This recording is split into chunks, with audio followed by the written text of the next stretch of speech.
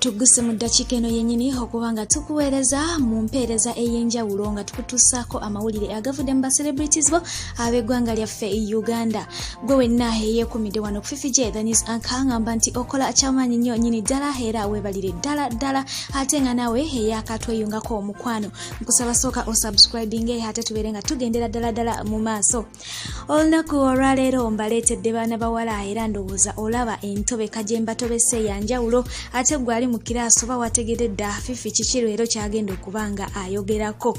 Mbaleetedde baana bawala ba celebrities baffe abatusanyusa abatu-inspiringa abatukolera ebintu eby'enjawulo. Ntabudde ba presenters ab'oku TV, abazanyi ba firimu, abayimbi, ab'oku radio, kwegamba buli omu ne kyakola naye as long as she's a celebrity muleese wano ate nga ngenda kuba njogera kwabo abakyala abakyasinze okuba ne bufiga obulungi. Abakyala abo bendese olunaku olwaleero sisobodde kubanga mbamalayo kubanga almost industry yonna eyina figa ennungi naye ndeese abo abatopingira ddala waggulu gw'otunulako n'ogamba maama ono ye Katonda yamuwunda atya anti bwe bambala engoye banyuma tebaboola biteeteeyi tebaboola sikaati tebaboola mpale ate nga ne gomesi bwe bazambala banekerera ddala. Olunaku olwaleero ntandise ne mwana muwala amanyiddwa nga Juliana Kanyomozi ng'ono nno era muyimbi ate nga nakawere mu kiseera kyekimu. Ono y'omu kwabo abakyala abaggumivu abalina figa ezirabikira ddala obulungi ate nga yeekumidde ku mutindo. Okwongoberezaako omwana muwala Desire Luzinda sibatadde mu order tonfuna bubi wabula nkuleetedde abo abasookera ddala waggulu ate ng'ono naye muyimbi azza tuyimbira obuyimba obunyuvu kamala naye ng'alina figa eri yennyini eyalagirwa oba ey'omu byafaayo. Oyo agobereddwako mwana muwala amanyiddwa nga Lydia Jasmine ono nno naye muyimbi ate nga zze atukuba omuziki ogw'enjawulo omunyuvu okukamala kamaama kaakula bulungi ka Black Beauty kalina kafiga mu butuufu akalungi era akanyumira mu ngoye. Njagala ojjukire nti bano sibatadde mu oda mukwano tonfuna bubi mbatabudde naye nga mu byonna be bamu ku bakyasinze figa ezirabikira ddala obulungi.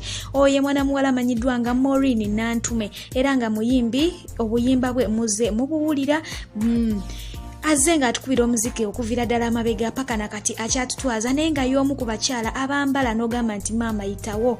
Ono ye mwana muwala Diana Nabatanzi ate nga atukolera ku BBS Telefina wamu n'okuba nga atuzanyira mu firimuzi ez'enjawulo era azze nga azibeeramu ng'oziraba amakungula entunnunsi azze akola obuntuntu bungi. Mwana muwala oyo yakula bulungi ng'era bw'omulaba ayambala n'anyuma akawato bw'okalaba ogamba nti tazaalangako. Ono ye mukyala Patrick District ng'ono si mulala ye Lucky Mbabazi. Maama aliko abaana abawera naye ate bw'omutunulira toyinza na kukikkiriza. Kyekyo kye mbagamba nti abakyala twekuumire ku mutindo tuleme kwekuba nnaku nti twazaala nti oba biki tulabike bubi olwokola ntwazaala. Tukuume omutindo. Ono ye mukyala atayagala kumanya nanini attitude nani other than Winnie Nwaj.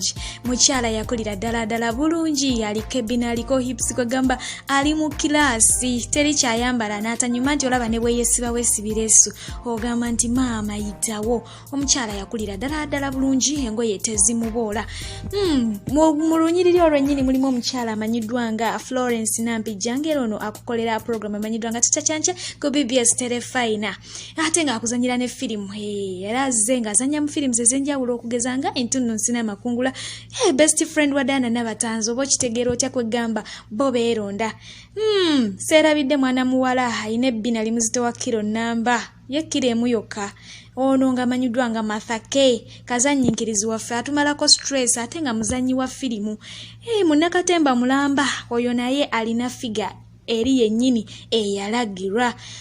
Nakawere simwerabiddeeyo weewaawo wadde ng'azadde ku baana abawerako wuuyo akyalina figa eri yennyini eyalagirwa.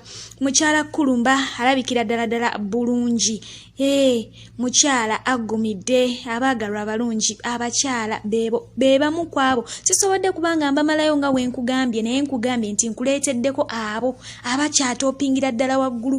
Oyo mukyala amanyiddwa nga Farida Nakazwe ate ng'akola ku NTV Stephen weewaawo atuweereza mu program emanyiddwa nga Mwasuze Mutya wamu n'okutusomera ku mawulire y'omu ku bakyala era balina figa ezaalagirwa. Munzikirize mbasiibule mubeere bulungi, mbaagala nnyo mweraba.